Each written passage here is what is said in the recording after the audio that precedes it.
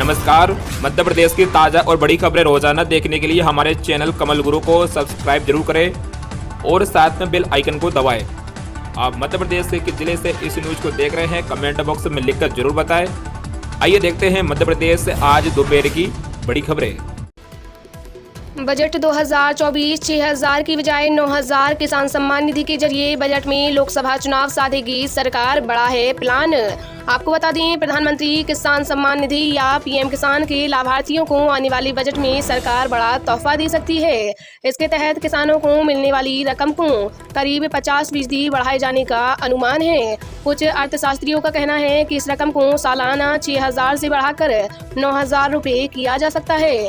PM किसान योजना 2019 में शुरू की गई थी। इसका मकसद छोटे और सीमांत किसानों की आय में बढ़ोतरी करना है। योजना के तहत पात्र किसानों के खातों में हर साल 6,000 की राशि 3 किस्तों में डाली जाती है। किसान सम्मान निधि के जरिए सरकार बजट में आगामी लोकसभा चुनावों को भी साधेगी।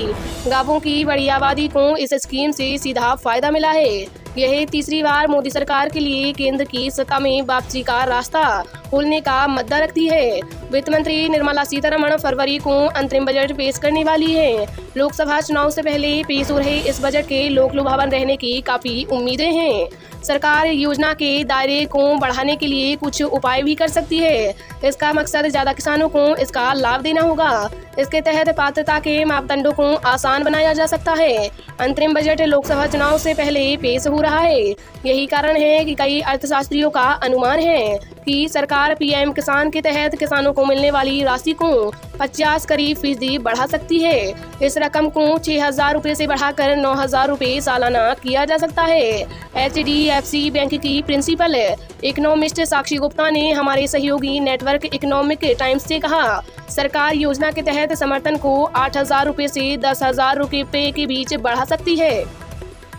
सीएम डॉक्टर यादव दिल्ली में 3 केंद्रीय मंत्रियों से मिले। आपको बता दें, मध्य प्रदेश से जुड़े केंद्र सरकार के लंबित प्रोजेक्ट के संबंध में मुख्यमंत्री डॉक्टर मोहन यादव ने सोमवार को दिल्ली में 3 केंद्रीय मंत्रियों से मुलाकात की। सबसे पहले केंद्रीय वाणिज्य और उद्योग, उपभोक्ता मामले, खाद्य और सार्वजनिक वितरण तथा कपड़ा मंत्री पीयूष गोयल से मुलाकात की। सीएम डॉक्टर यादव ने गोयल को बताया कि धार में पीएम मित्र पार्क के लिए स्पेशल पर्पज व्हीकल बनाने और जमीन ट्रांसफर का काम पूरा हो गया है।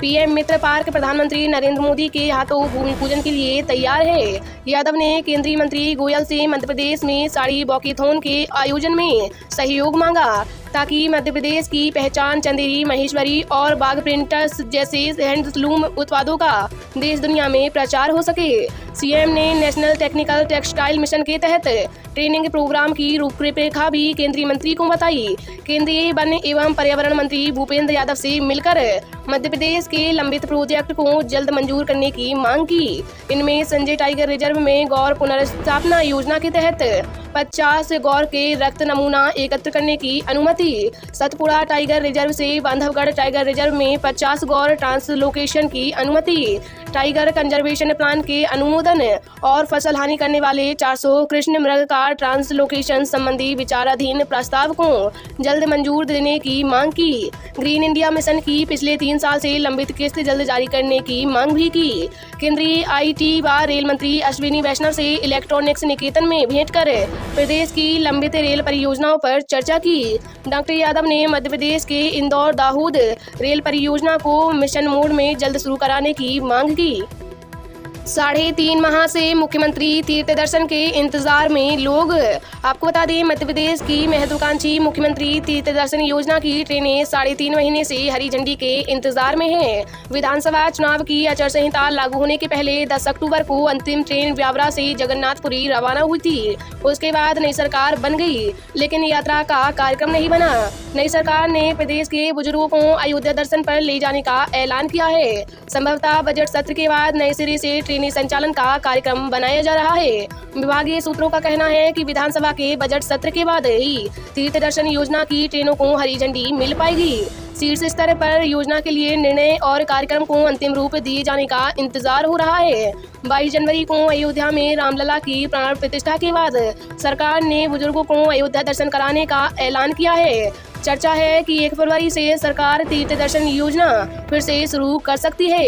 हालांकि अभी इस पर अंतिम निर्णय नहीं हुआ है। इस यात्रा में बुजुर्ग तीर्थ यात्रियों को फ्लाइट से रामलला के दर्शन कराने ले जाने की भी योजना है। समर्थन मूल्य गेहूं उपार्जन किसान पंजीयन 5 फरवरी से किसान घर बैठे मोबाइल ऐप से भी कर सकेंगे पंजीयन।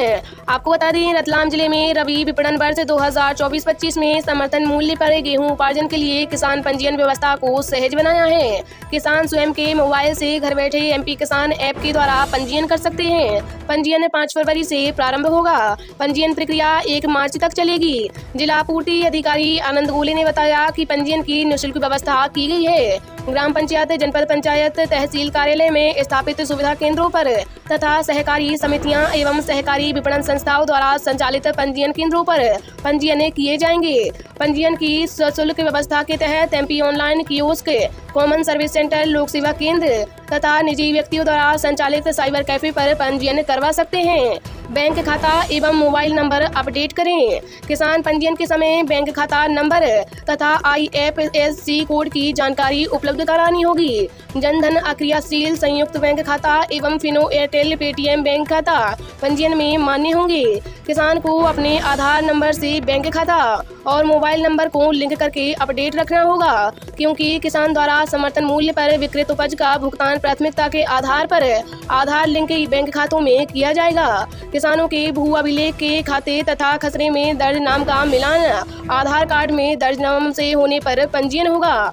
मुख्यमंत्री डॉक्टर यादव ने रबी उपार्जन के संबंध में भी केंद्रीय मंत्री श्री गोयल से विस्तृत चर्चा की। उन्होंने बताया कि शीघ्र ही प्रदेश की मंडियों में गेहूं की आवक शुरू हो जाएगी और किसानों का उपार्जन हेतु पंजीयन शुरू कर दिया जाएगा। केंद्रीय मंत्री श्री गोयल ने कहा कि किसी भी किसान की उपज न्यूनतम समर्थन मूल्य से कम पर नहीं खरीदी जाएगी। न्यूनतम समर्थन मूल्य पर उपार्जन से किसी भी किसान को वंचित नहीं रखा जाएगा और किसान के छोटे और सीमांत किसानों तथा वनाधिकारी पट्टाधारकों से उपार्जन किया जाना प्राथमिकता होना चाहिए। उन्होंने भारतीय खाद्य निगम द्वारा अधिकाधिक गेहूं उपार्जन हेतु 1 सप्ताह के भीतर उपार्जन केंद्र खोले जाने के संबंधित अधिकारियों को निर्देश। भोपाल मंडल से अयोध्या धाम के लिए चलाई जाएंगी 5 आस्था स्पेशल ट्रेनें। भोपाल से 3 और बीना से 2 ट्रेनें जाएंगी। जल्द जारी होगा शेड्यूल। आपको बता दें, अयोध्या में रामलला के दर्शन को जाने वाले श्रद्धालुओं के लिए अच्छी खबर है। पश्चिम मध्य रेलवे जोन के भोपाल, जबलपुर और कोटा मंडल से 18 स्पेशल ट्रेनें चलाई जाएंगी। इनमें से 5 आस्था स्पेशल ट्रेनें भोपाल मंडल से अयोध्या के लिए जाएंगी। इनमें 3 ट्रेनें भोपाल और 2 बीना से चलेंगी। रेलवे अधिकारियों का कहना है कि जल्द ही इन ट्रेनों का शेड्यूल जारी कर दिया जाएगा। भोपाल रेल मंडल से जो 5 आस्था स्पेशल ट्रेनें चलाई जाएंगी, उनमें 3 सुपरफास्ट और 2 एक्सप्रेस ट्रेनें शामिल हैं। आस्था स्पेशल ट्रेनों के स्लीपर क्लास का आने जाने का किराया 1500 रुपये और थर्ड AC का किराया 2500 रुपये तक हो सकता है।